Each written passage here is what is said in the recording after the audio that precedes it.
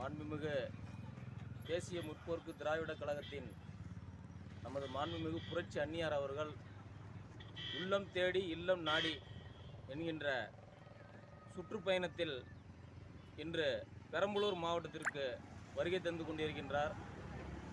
நமது கேப்டன் பாதையில் விட்டுட்டு போன அந்த லட்சிய கனவுகளை அன்னியார் மூலமாக நாங்கள் அனைவரும் ஒன்று சேர்ந்து வருகின்ற 2026 சட்டமன்ற தேர்தலிலே தேசிய முற்போக்கு திராவிட கழகத்தின் சார்பாக எங்கள் தொண்டர்கள் அனைவரும் ஒன்று சேர்ந்து பெரம்பலூர் மாவட்டத்தை தேசிய முற்போக்கு திராவிட கழகத்தின் கோட்டையாக மாற்றி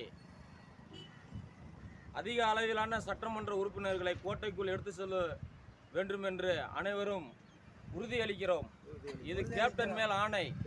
கேப்டன் விட்ட இடத்தை நாங்கள் பூர்த்தி செய்து 2026 முதல் தொடர்ந்து 100 வருடம் சட்டமன்றத்திற்குள் தேசிய முற்போக்கு திராவிட கழகம் இல்லாமல் சட்டமன்றமே இயங்காது என்ற சூழ்நிலையை உருவாக்கி நாங்கள் கேப்டன் மேல் ஆணையிட்டு அந்நியாரை வரவேற்க காத்து கொண்டிருக்கின்றோம். வாழ்க கேப்டன், வளர்க தேசிய முற்போக்கு திராவிட கழகம்.